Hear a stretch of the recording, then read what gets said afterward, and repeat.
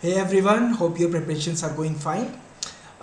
If you will notice that a lot of events are happening at the international level that are of very much relevance lately, more so since this Israel and Palestine conflict.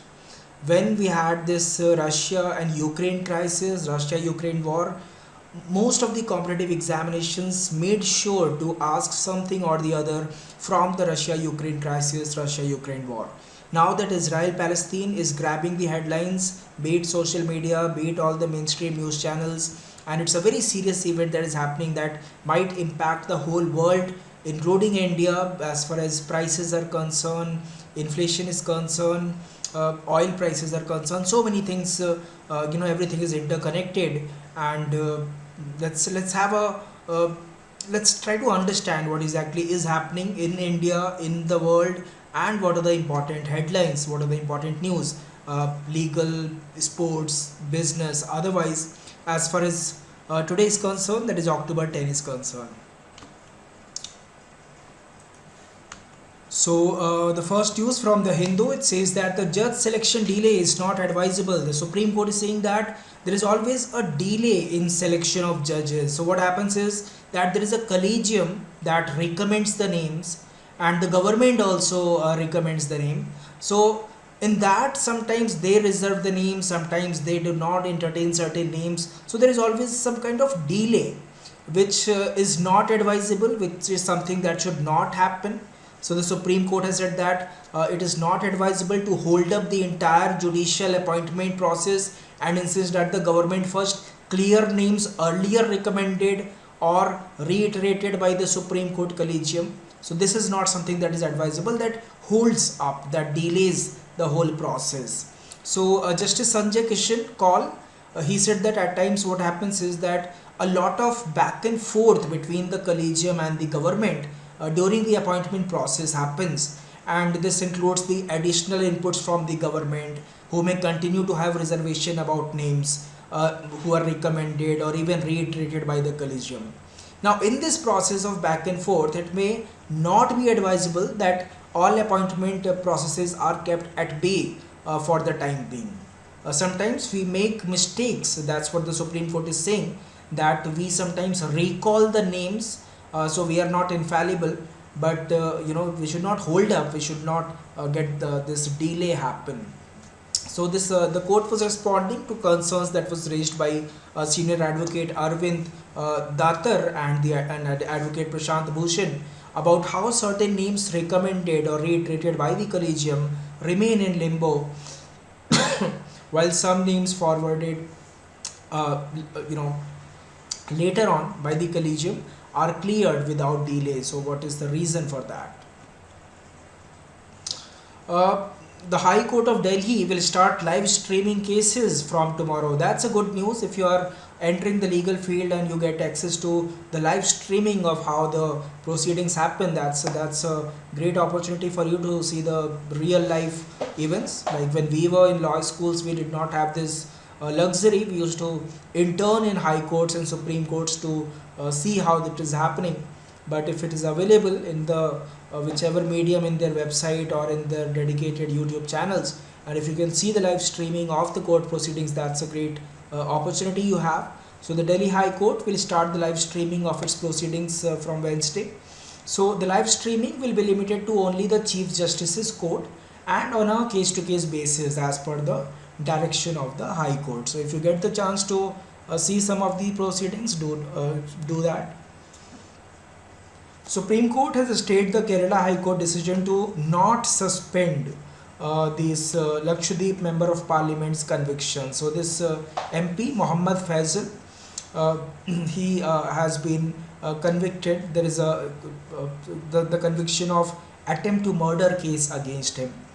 So the Supreme Court has stayed the Kerala High Court decision that is declining to suspend the conviction of the Lakshadweep MP Mohammad Faisal in an attempt to murder case. Now the Kerala High Court's October 3 order, he was disqualified as MP, and the operation of the impugned order of the High Court is stayed. The interim order passed by this court in favor of the petitioner is made operational. There will be Assembly elections in 5 key states in November. Very important news.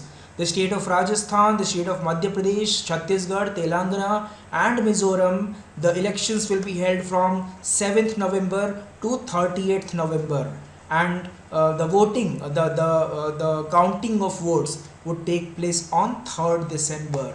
And 3rd December is also the date when CLAT 2024 will happen.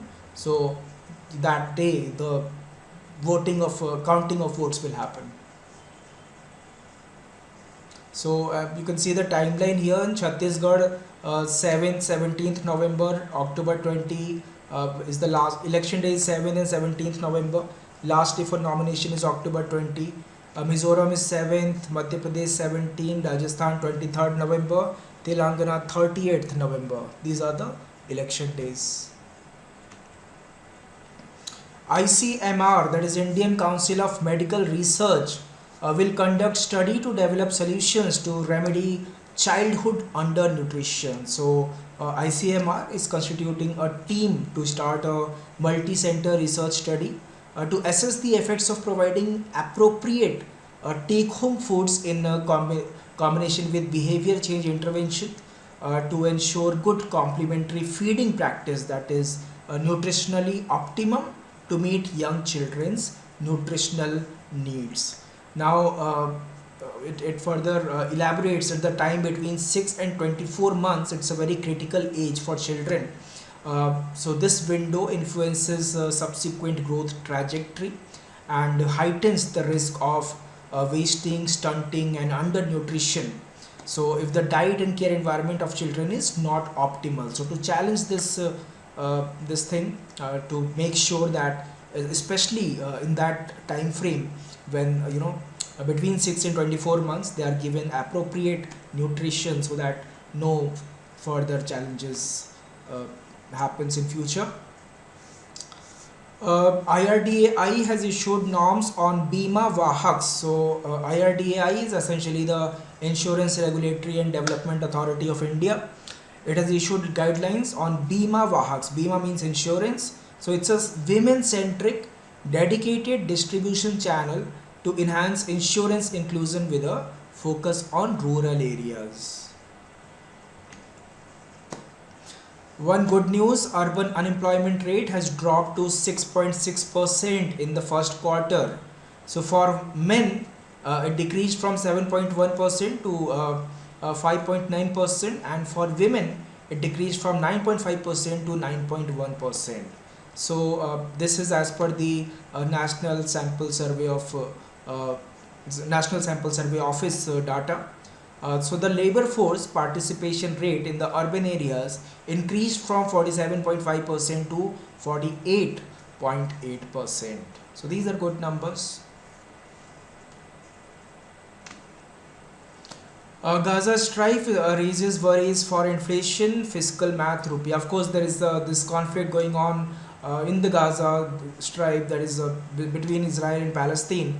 So that will affect everybody globally. So in India also we will have to face the some consequences. Crude oil prices will surge more than 3%. Global crude oil prices surged more than 3%. Even as the stocks tanked and amid a risk averse stance from investors who rushed to safe havens assets such as gold. So approacted Israel-Hamas conflict could spur oil prices beyond India's comfort zone, and even if the government holds retail fuel prices ahead of the critical elections, wholesale prices may spike and a higher import bill could pressure the rupee as per the experts. Every now and these days, every day we get to know the new people who are getting Nobel Prize, and all of these names are very important in all the areas.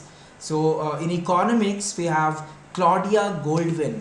Claudia Goldwyn has won this 2023 Economics Nobel Prize for research on workplace gender gap. So the Nobel Peace Prize for Economics was awarded to Harvard University professor Claudia Goldwyn for a research that has advanced the understanding of the gender gap in the labor market. She is just the third woman to win the prize out of 93 economic laureates. So there have been 93 economic laureates, and Miss Goldwyn, she is just third to win the Nobel Prize in Economics.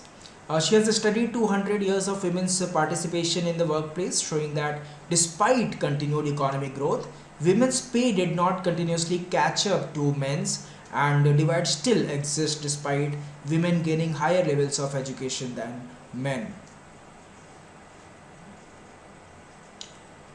She is 77 years old, and she said that what happens in people's home reflects what happens in the workplace, with women often taking jobs that allowing them to on call at home, work that often pays less. Regarding this Israel-Palestine conflict, Israel has imposed total siege on Gaza, and of course the death count is rising every day. So Israel has imposed a total siege on the Gaza Strip, and it has cut off the water supply as it kept bombing targets in the crowded Palestinian enclave in response to the Hamas surprise assault. It has likened to the 9/11 attacks. So Israeli media has reported that more than 9,000 people were 900 people were killed, multi-prolonged attacks by Hamas on the country's south. In Gaza, where Israel has launched a withering barrage of airstrikes, 560 people were reported dead. We have this IORA, that is the Indian Ocean Rim Association, and Sri Lanka will take over as a chair of this IORA. So several foreign ministers, including India, Bangladesh, Mauritius, Iran, Malaysia and South Africa, they will participate in IORA, this Council of Ministers meeting that will happen in Colombo on 11th October, that is tomorrow. So according to the Sri Lankan government, they are preparing to take over as the chair of the regional grouping this week. European Union has freezed Palestinian funding following Hamas attack on Israel, which was quite predictable.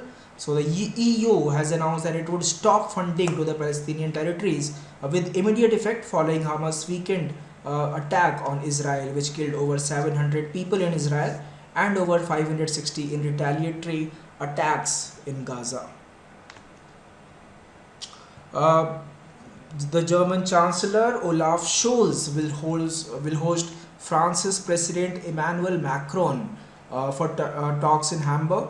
Now this visit of course is overshadowed by the conflict between Palestine militants and Israel.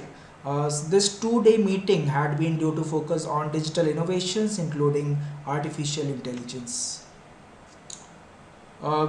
Long-time environmental lawyer and anti-vaccine activist Robert F. Kennedy Jr., he will run for US President as an independent candidate. So he will run for US President as an independent and drop his Democratic primary bid, adding a wrinkle to a 24 race heading toward a likely rematch between Joe Biden and Donald Trump. This again a very important international news. Bangladesh opposition leader Zia is at high risk of death as per the doctor's report, but she has been denied the permission by the Sheikh Hasina government to leave the country. So Bangladeshi doctors have said that she is at high risk of dying without urgent medical intervention abroad after authorities rejected a plea to let her leave the country. She has this issue of liver cirrhosis and heart problems, but she is not allowed to leave the country. In this Israel-Palestine conflict, 1.23 lakh people have been displaced since the attacks between Palestinian militants and Israel happened. More than 70,000 are sheltering in schools, and there are around 2.3 million Palestinians in Gaza. Good news for cricket lovers. In 2028 Olympics, cricket is proposed to be included. That is, the organizers of the Los Angeles 2028 Olympics, they have recommended that cricket should also be included at the games. So after a 2-year process, the list of sports to be added for the LO games, Los Angeles games, included cricket, which will now be put forward for approval to the International Olympics Committee. It will be interesting to see if they include that.